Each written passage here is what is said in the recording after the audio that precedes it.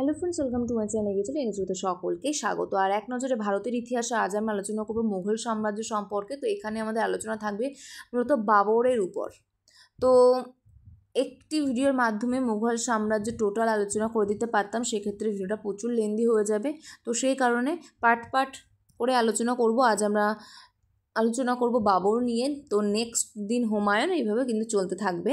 তো সামনে যে কটি এক্সাম আছে প্রত্যেকটার জন্য কিন্তু এই চ্যাপ্টারটা ইম্পর্টেন্ট, কারণ এখান থেকে কিন্তু প্রচুর কোশ্চেন আসে এবং এমনভাবে আলোচনা করব বাবর সম্পর্কে যে কটি কোশ্চেন আসতে পারে, যে কোশ্চেনগুলো ইম্পর্টেন্ট প্রত্যেকটা কোশ্চেন এখানে নিয়ে এসেছি। এর বাইরে কিন্তু কোনো কোশ্চেন আপনি এক্সাম হলে দেখতে পাবেন না। তো চলুন শুরু করবো, আর কোনো টাইম ওয়েস্ট করবো না। শুরু করার পূর্বে বলবো, যদি আমাদের চ্যানেলে নতুন হয়ে থাকেন চ্যানেলকে অবশ্যই সাবস্ক্রাইব করে রাখুন, আর এই ভিডিওটা প্রথম থেকে শেষ পর্যন্ত দেখতে থাকুন। তো চলুন ফার্স্ট কোশ্চেন দেখে নেব কি বলছে। তো প্রথম মুঘল সম্রাট কে ছিলেন? সঠিক অ্যান্সার হয়ে যাবে বাবর। 1 নম্বর অপশন রাইট অ্যান্সার হবে। তো বাবরে প্রবেশ করার পূর্বে আগে জেনে নেব মঙ্গল, এই কথাটি এসেছে মোগল কথা থেকে, যার মঙ্গল শব্দের অর্থ হচ্ছে নির্ভীক। এবং মোগল যুগের কথ্য ভাষা উর্দু, মোগল যুগের সরকারি ভাষা ফার্সি, সুলতানি যুগের সরকারি ভাষা হচ্ছে হিন্দি। তো এবার চলে আসি বাবরে। বাবরের প্রকৃত নাম হচ্ছে জাহিরুদ্দিন মোহাম্মদ বাবর। বাবা ওম শেখ মির্জা তৈমুল্লংয়ের বংশধর, মাতা কুতলু নিগর খানম, মঙ্গল নেতা চেঙ্গিস খায়ের বংশধর ইউনিস খায়ের কন্যা। তো বাবরের দেহে তুর্কি রক্ত আর মঙ্গল রক্ত দুটোই প্রভাবিত হচ্ছে। 1494 সালে মাত্র 12 বছর বয়সে বাবর ফরগনা রাজ্যের রাজা হন এবং উপাধি কি? পাঁচশাহ বা বাদশাহ বা সম্রাট। মনে রাখবেন, এখানে যে পয়েন্টগুলো আমি বললাম প্রত্যেকটা ইম্পর্টেন্ট। পরবর্তী কোশ্চেনে চলে যাব, কি বলছে। খানুয়ার যুদ্ধ কত সালে হয়? ভেরি ভেরি ইম্পর্টেন্ট একটি কোশ্চেন। খানুয়ার যুদ্ধ কত সালে হয়? সঠিক অ্যান্সার কোনটা হয়ে যাবে? 1522, 1524, 1527, 1529।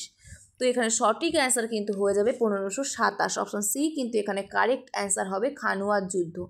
প্রতিপক্ষ কে ছিলেন বাবরের? প্রতিপক্ষ ছিলেন মেবারের রানা সঙ্গ বা সংগ্রাম সিংহ। Very very important.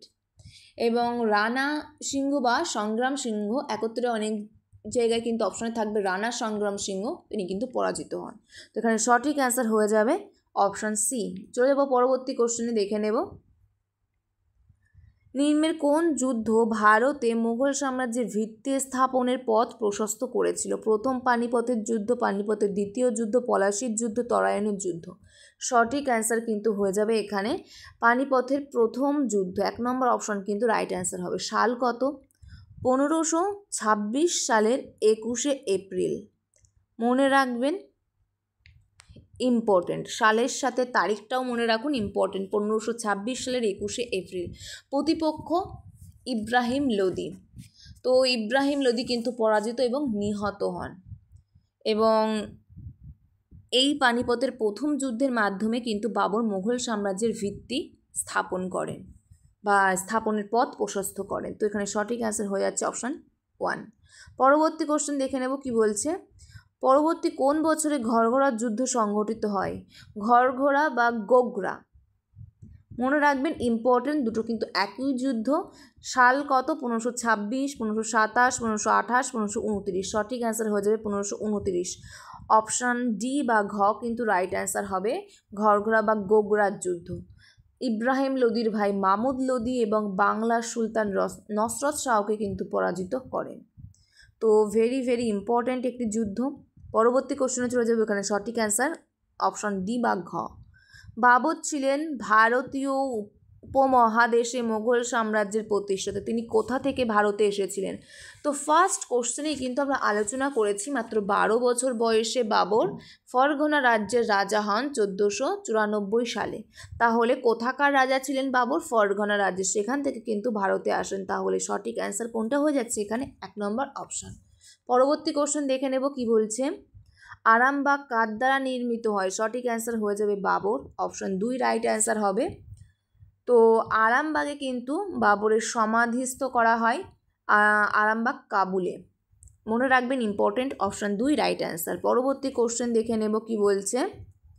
বাবর কাকে পরাজিত করে ভারতে মুঘল সাম্রাজ্যের ভিত্তি প্রতিষ্ঠা করেন? সঠিক অ্যান্সার হয়ে যাবে এখানে Ibrahim Lodi, option B right answer হবে। কারণ প্রথম পানিপথের যুদ্ধের মাধ্যমে বাবর কিন্তু মোগল সাম্রাজ্যের ভিত্তি পথ প্রশস্ত করেন বা ভিত্তি স্থাপন করেন। তো পানিপথের প্রথম যুদ্ধ 1526 সালের 21শে এপ্রিল, একটু আগেই আলোচনা করলাম 1526 সালের 21শে এপ্রিল, যেখানে ইব্রাহিম লোদিকে পরাজিত এবং নিহত করেন। তো সঠিক অ্যান্সার হয়ে যাচ্ছে অপশন বি। পরবর্তী কোশ্চেনে চলে যাব, কি বলছে, বাবর মেদিনী রায়কে কোন যুদ্ধে পরাজিত করেন? খানুয়ার যুদ্ধ, গোগরার যুদ্ধ, চান্দেরির যুদ্ধ, কোনোটিই নয়। মেদিনী রায়কে কোন যুদ্ধে পরাজিত করেন? সঠিক অ্যান্সার হয়ে যাবে চান্দেরির যুদ্ধ। 3 নম্বর অপশান কিন্তু এখানে রাইট অ্যান্সার হবে। মেদিনী রায়কে পরাজিত করেন। সাল কত? 1528 সালে কিন্তু চান্দেরির দুর্গ অবরোধ করেন এবং এটা চান্দেরির যুদ্ধ নামে পরিচিত। মেদিনী রায়কে কিন্তু পরাস্ত করেন। তো সঠিক অ্যান্সার 3 নম্বর অপশান। চলে যাব পরবর্তী কোশ্চেন, বাবরের সমাধি কোথায় অবস্থিত? কাবুল, লাহোর, দিল্লি, পেশোয়ার। সঠিক অ্যান্সার কোনটা হবে? 1 নম্বর অপশন রাইট অ্যান্সার হবে। কাবুলের আরামবাগে সমাধিস্থ করা হয় এবং তিনি মারা যান আগ্রাতে 1530 সালে। পরবর্তী কোশ্চেনে চলে যাব, সঠিক অ্যান্সার 1 নম্বর অপশন। বাবরের দ্বারা সংগঠিত নিম্নলিখিত যুদ্ধগুলি বিবেচনা করে, মানে পরপর সাজাতে হবে আমাদের। ফার্স্ট, পানিপথের প্রথম যুদ্ধ, এখানে একটু টাইপিং মিস্টেক আছে। পানিপথের প্রথম যুদ্ধ সাল কত? 1526। তারপর খানোয়ার যুদ্ধ, অর্থাৎ ফার্স্ট আমাদের এখানে আমাদের 4 নম্বর হচ্ছে ফার্স্ট। খানুয়ার যুদ্ধ 2 নম্বর, অর্থাৎ এখানে অপশান 1 কিন্তু রাইট অ্যান্সার হয়ে যাবে। খানুয়ার যুদ্ধ 1527। তারপর চান্দেরির যুদ্ধ 3 নম্বর 1528 এবং 4 নম্বরে হচ্ছে ঘরঘরা বা গোগরার যুদ্ধ 1529। তো এখানে 4 নম্বর 1 নম্বর অপশান কিন্তু রাইট অ্যান্সার হচ্ছে। চলে যাব পরবর্তী কোশ্চেনে, দেখে নেব কি বলছে। বাবর, এখানে একটু টাইপিং মিস্টেক আছে, ড্যাশ নামক যুদ্ধের একটি কৌশল প্রবর্তন করেন যা বাহিনীকে বিভিন্ন বিভাগে বিভক্ত করে শত্রুকে চারিদিক থেকে দমন করে বা দমন করতে পারে। তো এখানে সঠিক অ্যান্সার হবে 3 নম্বর অপশান তুঘলুমা। বাবর উজবেগি বা তুর্কিদের কাছ থেকে কিন্তু এই তুঘলুমা যুদ্ধ রীতিটি আয়ত্ত করে, যেখানে কিন্তু সেনাবাহিনীকে বিভিন্ন বিভাগে বিভক্ত করে এবং শত্রুকে চারিদিক থেকে দমন করে। তো সঠিক অ্যান্সার কিন্তু হয়ে যাবে এখানে 3 নম্বর অপশান। পরবর্তী কোশ্চেন দেখে নেব, বাবর প্রথম মুঘল সম্রাট 1494 সালে ফরঘানার সিংহাসনে অনুষ্ঠিত হন, তখন তিনি মাত্র ড্যাশ বছর বয়স ছিলেন, মাত্র 12 বছর বয়স। 3 নম্বর অপশান রাইট অ্যান্সার হবে। চলে যাব পরবর্তী কোশ্চেন, বাদশাহ উপাধি কার? সঠিক অ্যান্সার হয়ে যাবে এখানে বাবর।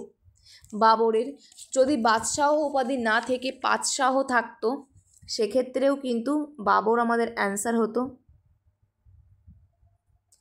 বা সম্রাট থাকতো, সেক্ষেত্রেও আমাদের অ্যান্সার হতো বাবর। উপাধি গ্রহণ করেন 1508 সালে। চলে যাব পরবর্তী কোশ্চেন, দেখে নেব কি বলছে। বাবরনামা কে রচনা করেন? সঠিক অ্যান্সার হয়ে যাবে বাবর। 4 নম্বর অপশন রাইট অ্যান্সার। বাবরনামা বা তুজকি বাবরি দুটোই কিন্তু সেম জিনিস। বাবরের আত্মজীবনী, যেটা তুর্কি ভাষায় রচনা করেন।